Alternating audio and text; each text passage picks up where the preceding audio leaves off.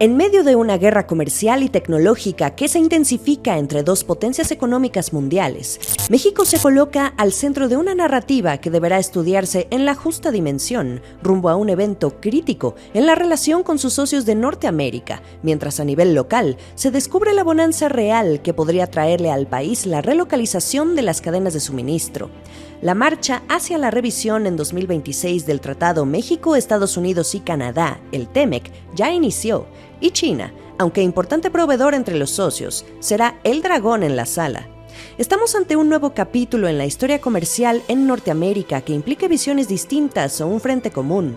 ¿Cuáles son las opciones?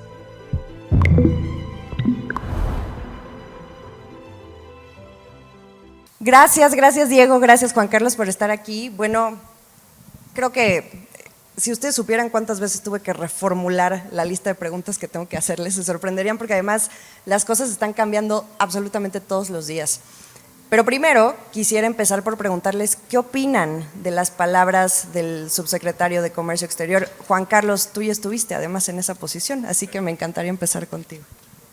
Bueno, gracias Jimena, gracias por la invitación a nuestros amigos de Bloomberg en línea, por poner un programa tan espectacular y con tanta diversidad en los paneles, y no tengo duda que va a ser muy interesante para todos. Gracias también, Diego, por acompañarme aquí. Trabajamos muchas cosas juntos, pronto verán también cosas que estamos escribiendo y que se publicarán, y espero que también les sea interesante. A ver, ¿qué pienso de, más allá de la intervención del subsecretario? Me parece que la manera en la cual el subsecretario Luis Rosendo planteó los temas no deja lugar a dudas de cuál tendría que ser, desde mi perspectiva, con la cual además coincido, cuál tendría que ser la estrategia de México. Y eso va como muy de la mano con el título del panel que tú tuviste la gentileza de invitarme.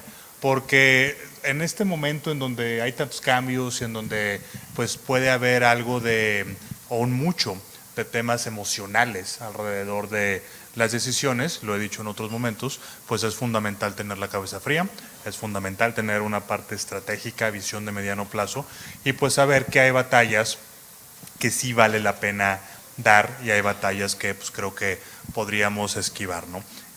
Yo siempre he sido muy escéptico de esta narrativa que propone que ahora México tiene que ser más bien aliado estratégico de China y no de Estados Unidos, pues porque Estados Unidos es un país en decadencia y etcétera, cosas que hemos escuchado muchas veces y no hay necesidad de abundar.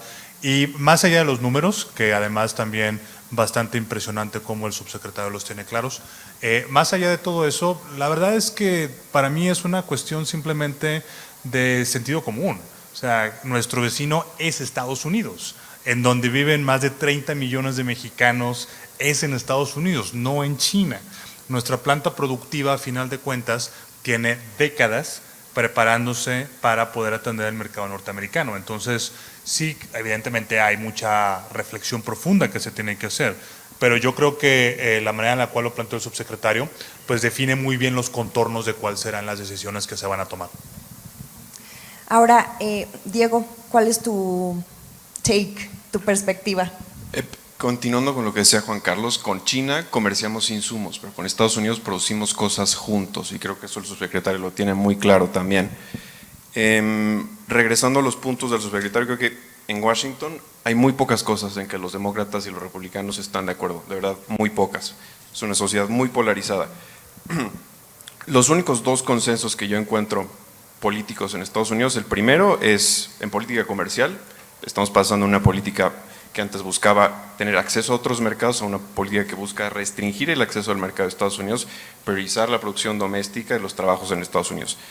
Y número dos está el consenso sobre China, y por estos dos consensos México pues es el país más afectado, incluso más que Canadá. Y lo que tú dijiste también sobre el premier, que es el equivalente al gobernador de Ontario, claro, pues digo, un poco lejos de la realidad, pues porque Ontario también depende muchísimo del comercio con México. Creo que ahí le dejo ahora.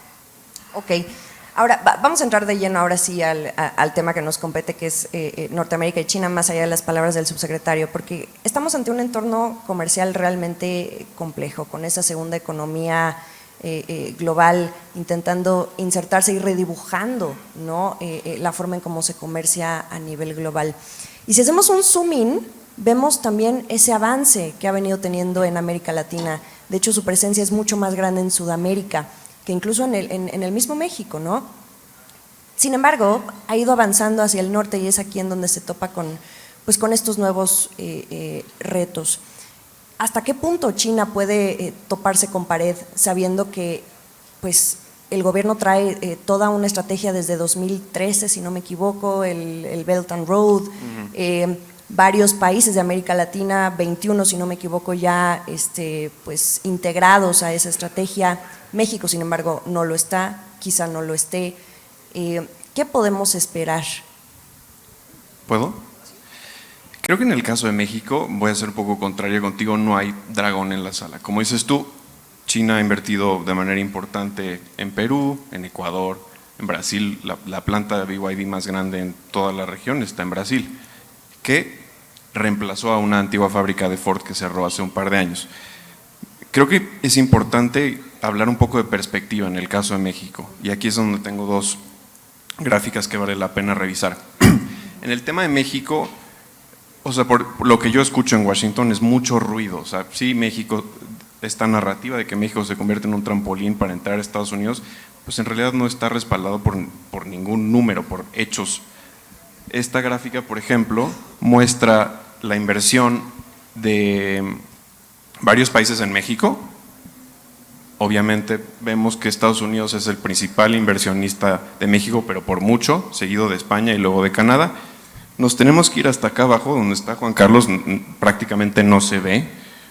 No, pero hay pantallas aquí al lado, ¿eh? Ah, bueno, perdón, para los que ven, China está aquí.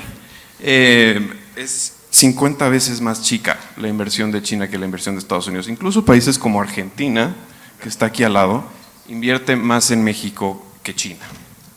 Eso es muy importante decir. Eso sí es poner la realidad sobre la mesa. Sí, es mucho ruido. Si vemos los números macro, lo que ve la gente cuando yo hablo con congresistas en Estados Unidos, me dicen, no, es que la inversión china en México ha incrementado 300%. Pues sí, 300%, pero empezó de una base muy, muy chica, y si lo pones en perspectiva, pues prácticamente no es nada. ¿Podemos poner la siguiente gráfica? Sí. De nuevo les dije, la inversión china en México es 50 veces más chica que la inversión de Estados Unidos. Si juntamos a Canadá es 60 veces más chica. 5 pesos de cada 10 pesos que recibe México en inversión extranjera directa vienen de Estados Unidos y de Canadá. Ahora, también esto es inversión en manufacturas. De nuevo, China invierte más en manufacturas en Estados Unidos que en México. Entonces creo que la industria, el sector privado de México, el gobierno, los think tanks tienen que ayudar a poner un poco esta narrativa en perspectiva, pues porque la mayoría de las veces no está respaldada por datos. Cerraría diciendo que sí hay crecimiento de la inversión china en México, pues como cualquier otro país que ve en México una mano de obra calificada, cercanía con el mercado más grande del mundo y también un tratado comercial muy moderno. Pero creo que aquí lo importante para México y para Estados Unidos y Canadá es identificar en qué áreas esa inversión china pues podría generar problemas. Creo que el gobierno de México estaría muy dispuesto a hablar con Estados Unidos para ver, por ejemplo, si Estados Unidos no se siente cómodo con inversión en infraestructura fronteriza china en México, pues bueno, ese es un tema que se podría discutir de manera bilateral y encontrar una solución, pero al final del día, como decía el subsecretario, México es un país soberano y puede, o sea, es libre de decidir y de aceptar inversión de donde venga. Juan Carlos, entonces la discusión va completamente para otro lado. Entonces, ¿por qué estamos hablando de China? ¿Realmente la revisión debería tratarse de China? Yo creo que la revisión se va a tratar de muchas cosas. Aquí sí difiero un poco de algunos comentarios que se han hecho. Ciertamente la revisión va a tener un componente importante de China. Y eso me parece que nos va a obligar en México a tomar una serie de decisiones que no hemos tomado a lo largo de muchas décadas. Francamente, durante muchos años México se benefició de esta ambigüedad entre China y Estados Unidos. Nunca tuvimos claramente definido un China policy, como sí existe en Brasil, en Argentina o en otros lados, ¿no? Entonces, pues ahora las circunstancias nos están obligando a que tomemos esa decisión respecto de cuál va a ser nuestro China policy, que Estados Unidos ha dejado muy claro, ellos piensan que tiene que ser exactamente la que ellos digan. Eso está por verse, pero no hay que tampoco decirnos sorprendidos. O sea, la narrativa a la cual ya hizo referencia Diego, pues no es solamente electoral. O sea, no pensemos, por favor, que ahora que ya ganó Donald Trump, pues entonces ya se acabó y listo. Esto va a empezar a traducirse en políticas o en demandas muy concretas de Washington hacia México. Pero eso es solamente uno de los temas que van a estar en la revisión. Yo anticipo también que pues tiene que haber algunas cosas pues más como de limpiar la casa dentro de América del Norte. Habría, por ejemplo, temas que no hemos resuelto, paneles de solución de controversia cuyos resultados no se han mantenido. Hay otras áreas en donde incluso creo que podríamos hasta hacer contribuciones positivas. O sea, toda la coordinación que existió en el comercio transfronterizo durante el tema de la pandemia, eso es algo bien valioso, porque a pesar de lo difícil que fue la pandemia, el comercio nunca se cerró, las fronteras siguieron abiertas y eso pues requirió la coordinación de cientos de personas en los 3 países. Entonces, cosas que tendríamos también incluso que estar pensando más adelante. Si ahora mismo ustedes van y abren el texto del TEMEC, del USMCA, no van a encontrar un capítulo de inteligencia artificial.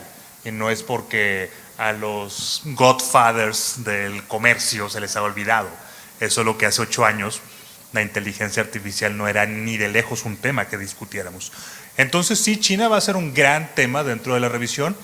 No esperaría que sea el único. Y más bien ahí el tema va a ser encontrar el balance entre qué tanto la revisión se trata de organizarnos internamente para poder potenciar la región de América del Norte y pues qué tanto queremos gastarnos capital político en estarnos peleando en otros temas que sí son importantes, pero que desde mi perspectiva son solamente parte de un grupo de temas que hay que abordar. Rápidamente, ahora que mencionabas eso de los pendientes sin resolver, tenemos unos avances con el panel del maíz genéticamente modificado, pero también quedó pendiente lo de las consultas energéticas. Hay varios. Están, el de maíz que ya mencionaste, trascendió por ahí, no es oficial, que ya existía un reporte que se había hecho llegar a las partes. No me voy a meter en temas técnicos, pero de acuerdo a lo que se negocia, cuando viene una decisión de un panel, primero los involucrados la conocen, evidentemente. Ahí hay oportunidad de comentarios, regularmente son de 30 a 45 días antes de que se haga público para todo mundo la decisión del panel.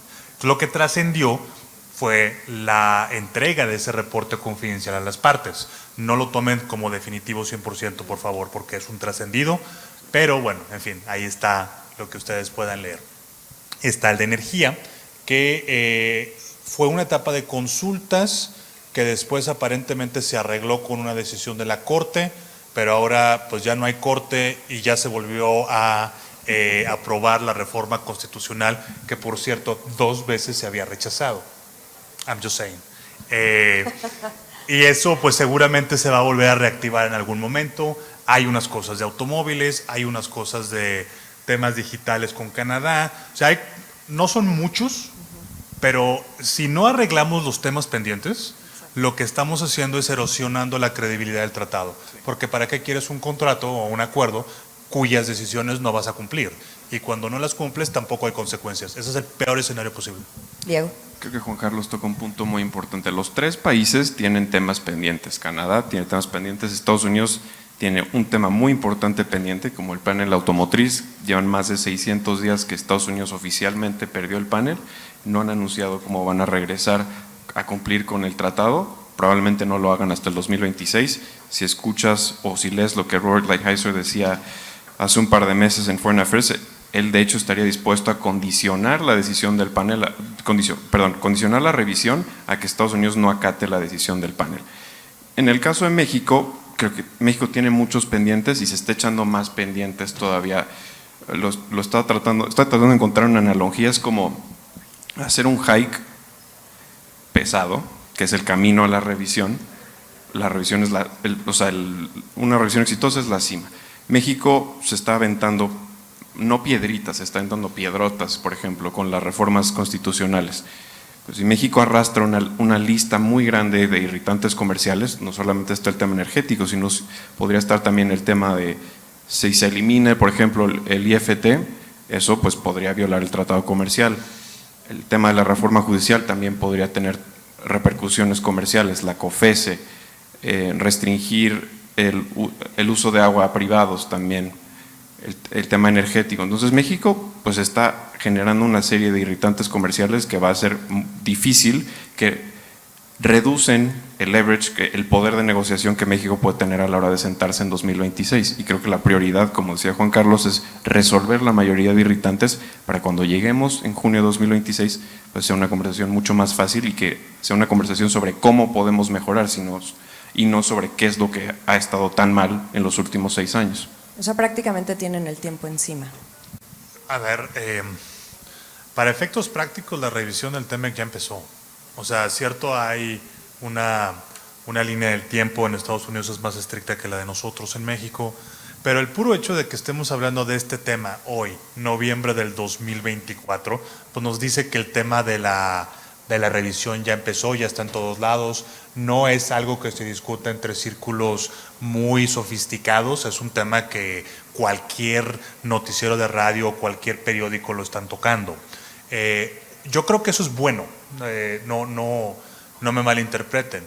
Yo creo que eso es bueno porque hay mucho trabajo previo que se tiene que hacer. El subsecretario aludía a algunas de esas cosas, que es preparar el equipo, hacer un repaso de los temas pendientes, hacer un repaso de los temas que nosotros queremos llevar a la mesa y así sucesivamente. Y también pienso que este trabajo, si se hace adecuadamente, pues va a minimizar la posibilidad de que haya problemas una vez que el proceso oficialmente inicie, ¿no? Pero sí, para efectos prácticos no vamos a tener que esperar hasta el 2026 para ver ya el trabajo a ras del suelo sucediendo.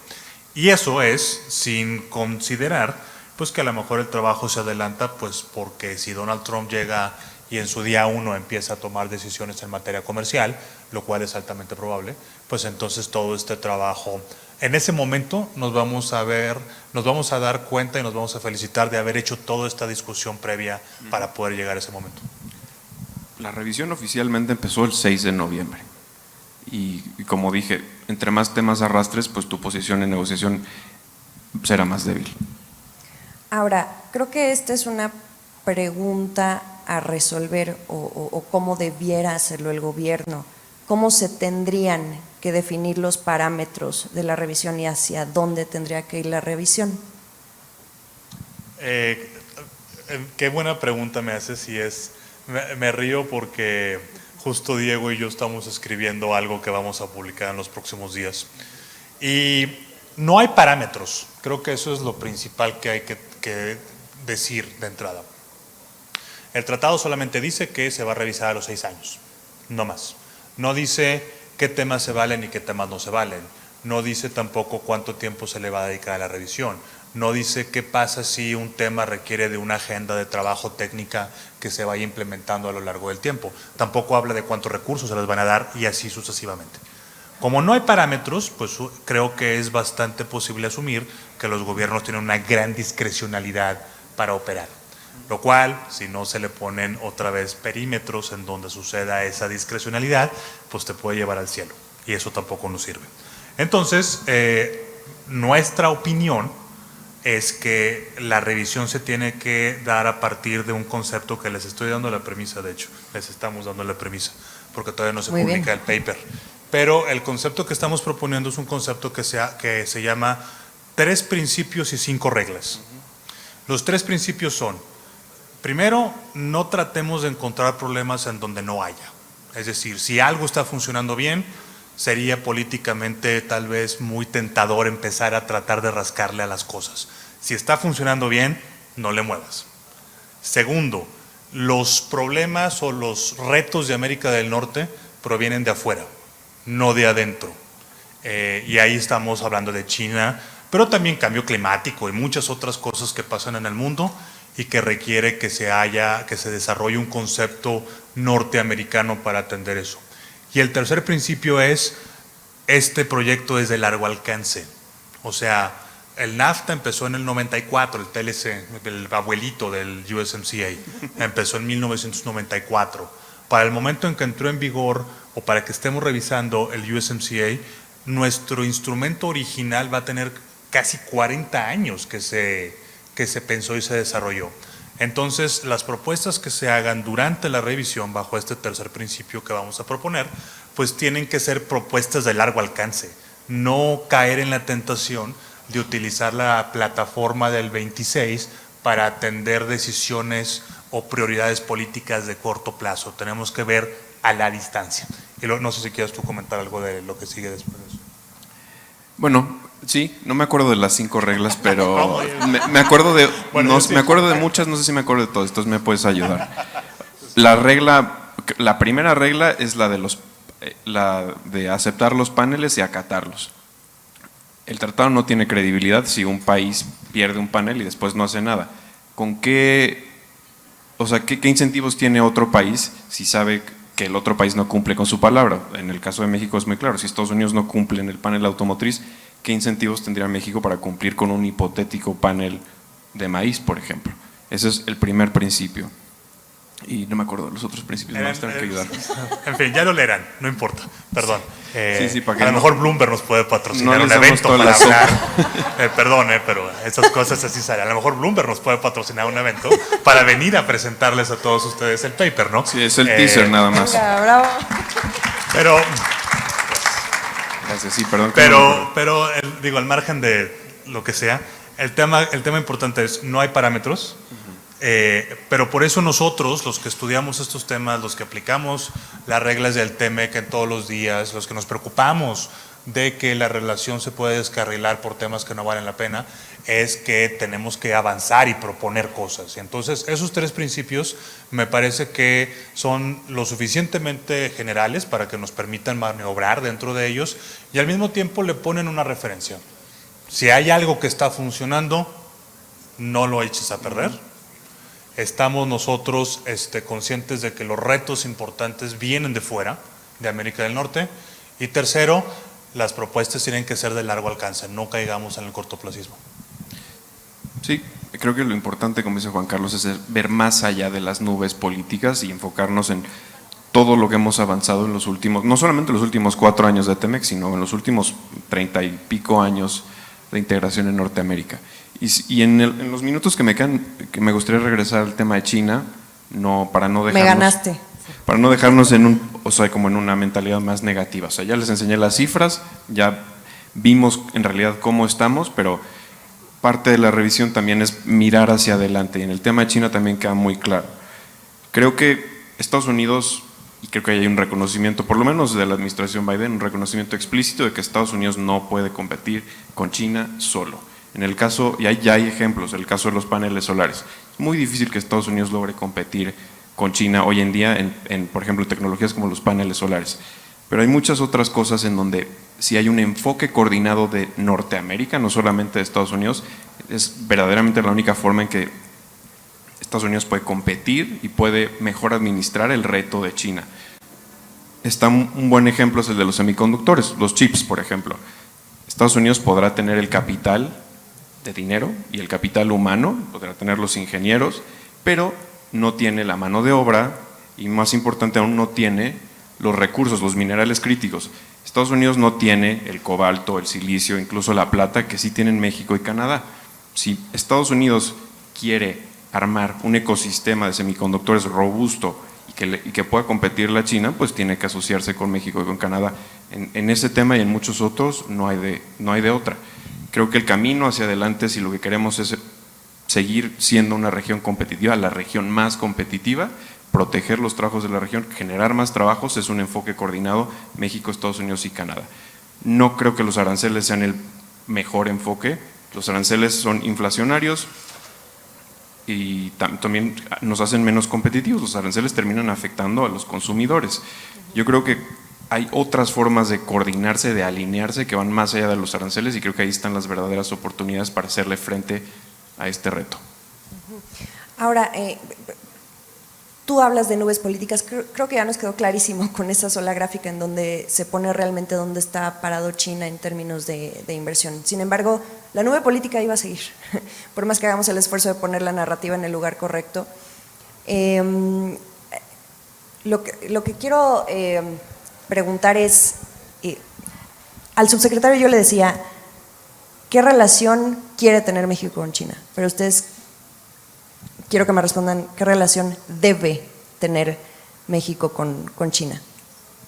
Bueno, a ver, la relación de México y China, sí coincido con el subsecretario plenamente, la relación de México y China le toca decidirla a México y a China. Correcto. ¿Correcto? Ahí voy, espérenme. Ya vi caras complicadas. Ahí voy, espérenme. Pero esa relación que Beijing y México tienen que decidir, pues evidentemente no ocurre en el vacío. Tenemos realidades económicas y tenemos realidades comerciales y tenemos realidades también políticas. Entonces, ¿qué tipo de relación debemos de tener o qué relación México podría sugerir tener con China? Pues me parece que entra dentro de pues estas nuevas realidades que ha impuesto las cadenas de suministro más cortas, la seguridad nacional, es un concepto que cada vez es más importante. Y yo pienso que en ese sentido, lo que deberíamos de pensar es cuál es la política industrial. Cuando yo estudiaba el tema de política industrial, el concepto era algo muy mal visto, porque se refería pues a dar rentas, a tirar dinero, a subsidios. Ahora parece ser que el tema de la política industrial está más bien dada por la seguridad nacional, como el subsecretario decía al principio. Entonces, bajo esa lógica, yo creo que habrá muchos temas en donde México y China pueden tener una relación. Y habrá otros, como ahorita también decía Diego, en donde por razones estratégicas, lo que sea que eso implique, México decide que esos temas, inteligencia artificial, algoritmos, quantum computing, ciertas manufacturas avanzadas, temas de medicina, en fin, esas, México decide que las quiere jugar con Estados Unidos o solos, porque también si han escuchado mucho de la narrativa y de los planes de la presidenta Sheinbaum, pues mucho de lo que ella está proponiendo también va por fortalecer el mercado interno. Y en todo lo que no quede en ese universo, que puede ser, no sé, inversiones en lo que ustedes quieran, producción de lo que ustedes quieran, autopartes, televisiones, no sé, lo que sea, pues en ese tipo de esquemas y de industrias está abierto al mundo. Y si China quiere participar, como también puede ser Brasil, o puede ser Singapur, o puede ser Japón, o quien sea, pues adelante. Pero, pues como nosotros no hemos llegado a esa articulación de decir, estas son las áreas estratégicas mías, estas son las áreas que yo voy a jugar con ciertos partners por las razones que yo quiera, y esto va a estar abierto, pues por eso estamos teniendo esta conversación. Y yo eso es lo que creo que también nos ayudaría a ponerle un orden a la discusión con China y decirle aquí sí, aquí no y aquí maybe. Y esa conversación la debimos haber tenido ayer. Para ir concluyendo, ¿cuál sería la peor decisión que podría tomar Estados Unidos, Canadá y México? O sea, cada uno de ellos. ¿Cuál sería la peor decisión que pudieran tomar en la mesa de revisión? A ver, se me ocurren muchísimas. Sí, hay muchos escenarios. Muchas. Déjame invertir tu pregunta, Jimé. ¿Cuáles son las decisiones que no debemos de tomar? Ok, vale. Va. La peor, quién sabe. Las que definitivamente no debemos tomar, pues yo creo que pasan por los principios a los cuales yo hacía referencia ahorita, que pronto van a conocer, no se les olvide. Sí. Invítenos. Que perdamos el foco del ejercicio, que el foco del ejercicio de la revisión se convierta en una plataforma para que nos estemos reclamando agravios mutuos y se nos vaya ahí el capital político y negociador que tengamos. Porque además otra cosa, perdón, me salgo 30 segundos, todo mundo va a estar pendiente de esto. Y aquí estamos en esta sala, etcétera, pero no hay lugar del mundo en el que yo no haya estado recientemente, en Asia, en América Latina, en Europa, donde no te pregunten, oye, ¿cómo va a ser la revisión del TEMEC? Con distintos grados de sofisticación, obvio, pero realmente la gente está poniendo atención. Entonces, la peor decisión, que se nos vaya el foco del ejercicio, que pensemos en esquemas transaccionales entre nosotros en vez de estar viendo el pie completo, y pues que obviamente perdamos también el sentido de largo plazo. Eso sería lo peor que podemos hacer. Esa era otra de las reglas, ya me acordé. Diego. Pues bueno, como decía Juan Carlos, creo que una de las peores decisiones que podríamos tomar cualquiera de los tres países es enfocarnos en lo político. O sea, creo que una vez que nos sentemos a revisar, los tres países tienen que guardar silencio hasta que encontremos un acuerdo o no. O sea, si un país se sienta a negociar con sus socios y luego sale y dice que pues a lo mejor se sale, del tratado, pues eso mandaría una señal muy negativa a los mercados, a la inversión y demás. Tomemos en cuenta que cuando un inversionista de donde sea busca invertir en México, en Estados Unidos o en Canadá, es una decisión de largo plazo. O sea, solo van a invertir en los 3 países si saben que esa inversión les va a rendir frutos en muchos años. Si tú no logras tener una revisión exitosa y, por ejemplo, empiezan los 10 años de revisiones anuales, pues ¿qué incentivos hay para inversionistas para apostar por la región? Otro escenario al que de verdad quisiéramos no llegar es una de las cosas que no hemos hablado, quizás no es el artículo de la revisión, sino también hay un artículo en donde un país puede denunciar el tratado y en 6 meses salirse. Así fue en realidad como llegamos al TEMEC. Teníamos el Telecán, Trump en 2018 dice, ¿sabes qué? Yo me quiero salir, y gracias a los negociadores que estaban ahí logramos tener un acuerdo modernizado, pero pues nada nos asegura que podamos repetir ese ejercicio. Entonces yo creo que además… O sea, sí hay posibilidad de que otra vez un país pueda decir yo me salgo. Tienen derecho, está en el tratado. O sea, ¿es posible? Sí, es poco factible, quizás.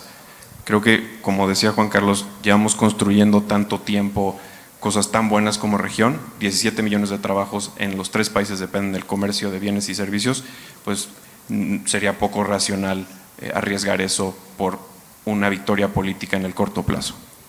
Y nada más para cerrar, si me permite, sobre China, que fue lo que originalmente nos trajo todos para acá. Yo creo que evidentemente China va a ser un factor que va a continuar dentro de nuestras discusiones, inevitablemente, pero sí creo que tenemos que hacer un planteamiento mucho más estratégico. Como ya dije hace un instante, es ingenuo pensar que vivimos en un mundo donde China no existe. Por Dios, eso simplemente no es posible. Pero a través de aranceles, a través de dumpings, a través de este tipo de medidas mucho más, digamos, tradicionales para un comercio de hace 25 años, pues la verdad es que así no vas a tener una relación estratégica inteligente con China. También hay que ser más, pues hay que pensar fuera de la caja respecto de eso. Qué conversación tan enriquecedora, de verdad. Juan Carlos, Diego, muchísimas gracias. Gracias a ti, Jimena.